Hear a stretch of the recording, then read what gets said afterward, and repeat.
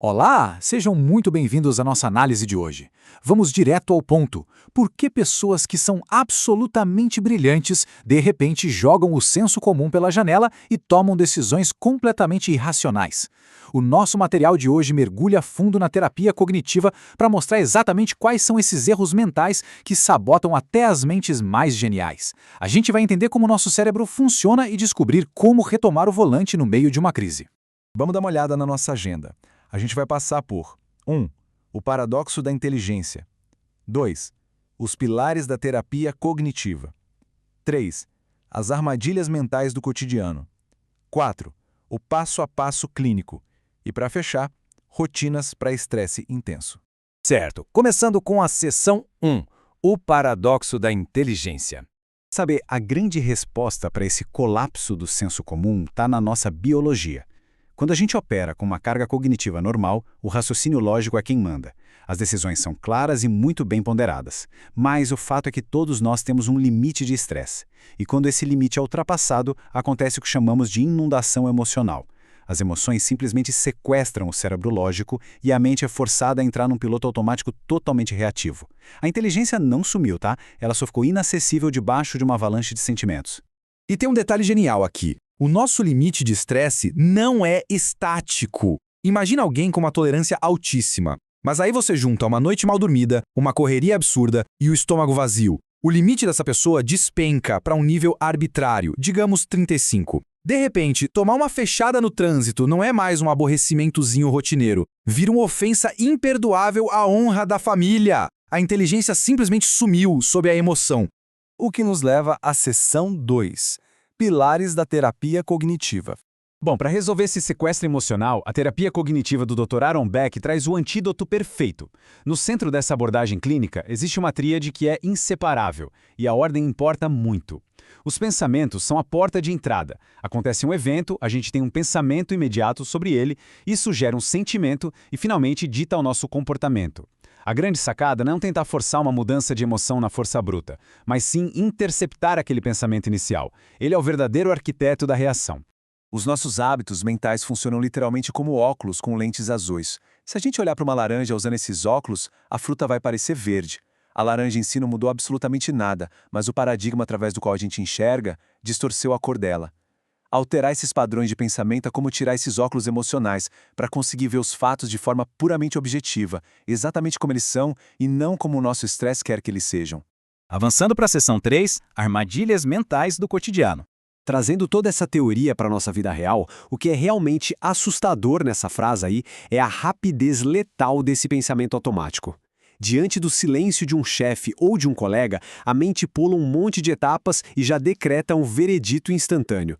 Ninguém parou para perguntar o motivo real do silêncio, mas a conclusão já foi tirada, gerando um pico absurdo de ansiedade e ressentimento.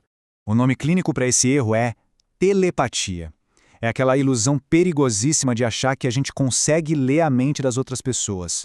A gente presume saber o motivo de uma atitude ou, pior ainda, acha que as pessoas próximas têm a obrigação de saber o que a gente quer sem precisar falar.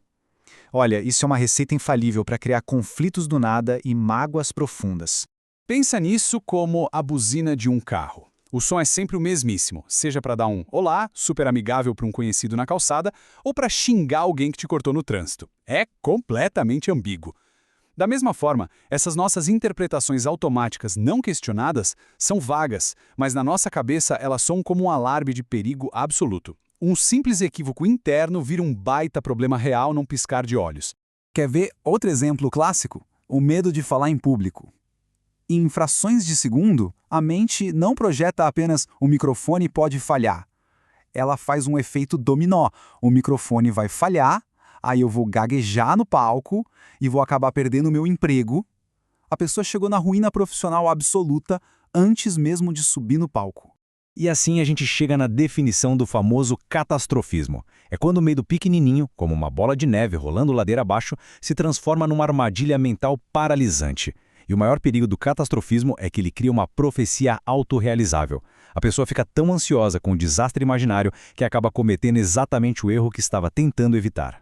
Vamos para a seção 4, o passo a passo clínico.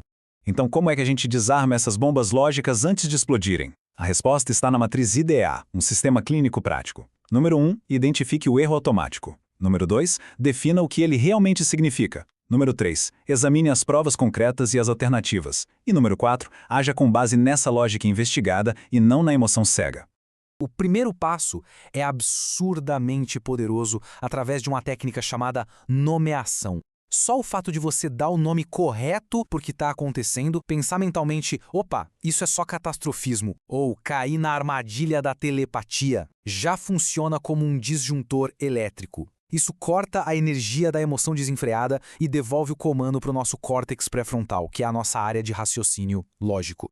E tem uma regra clínica de ouro aqui. Escreva. A importância de registrar o raciocínio no papel é gigante. Quando a gente transfere os pensamentos catastróficos da cabeça para o papel, algo incrível acontece. O peso emocional simplesmente evapora. Aquele medo que parecia um monstro gigante flutuando na mente vira só um monte de palavras escritas em tinta numa folha. Fica infinitamente mais fácil olhar para aquilo e questionar a validade objetiva. A mudança crucial que a gente precisa fazer é no nosso vocabulário interno. O pânico se alimenta sem parar daquela pergunta "e se?". E se der errado? E se o fracasso vier? Para aterrar a mente, a lógica troca a pergunta para qual é a probabilidade real? Quando a gente foca nas evidências e na matemática pura, aquela histeria toda criada por situações puramente hipotéticas dissolve na hora. Finalmente, seção 5. Rotinas para estresse intenso. Mas e quando a carga cognitiva beira a estafa completa e a lógica some de vez? Aí a gente entra nos protocolos de emergência. Uma técnica fantástica é colocar a ansiedade em quarentena. Agende um horário específico no seu dia só para se preocupar. Literalmente. Isso ensina o cérebro que existe um momento certo para lidar com as hipóteses negativas, impedindo que o medo paralise o seu dia inteiro. Junte isso com roteiros de relaxamento e atividades prazerosas e aquele limite de estresse volta para o nível normal e seguro. Outra tática mental maravilhosa de emergência é assumir o papel de advogado de defesa. Geralmente o nosso instinto inicial é agir como um promotor implacável, focado em condenar a situação e a nós mesmos. Então você precisa forçar o cérebro a buscar ativamente fatores atenuantes. Exija provas concretas e proponha explicações alternativas para o problema. Isso neutraliza na hora o tribunal emocional maluco da nossa cabeça. É super importante lembrar desse viés cognitivo conhecido como fenômeno do fechamento. O nosso cérebro odeia quebra-cabeças incompletos. Ele vai tentar preencher agressivamente qualquer buraco de informação com suposições. E por um instinto primitivo de sobrevivência, essas suposições quase sempre são negativas ou perigosas. Entender isso te ajuda a sacar que dar um passo para trás para examinar os fatos não é um luxo, é uma necessidade absoluta para ter clareza mental. Para fechar nossa explicação de hoje, eu deixo vocês com uma provocação. Se os pensamentos controlam as emoções, quem é que está realmente controlando os pensamentos? A mecânica que vimos hoje é clara. As nossas ações são escravas das emoções, que por sua vez nascem das ideias. Se a gente não assumir ativamente a cadeira de comando da própria lógica, utilizando as ferramentas que exploramos aqui, o estresse vai fazer isso no piloto automático. O domínio da nossa mente precisa ser intencional. Pensem nisso. Muito obrigado por acompanhar essa análise e até a próxima.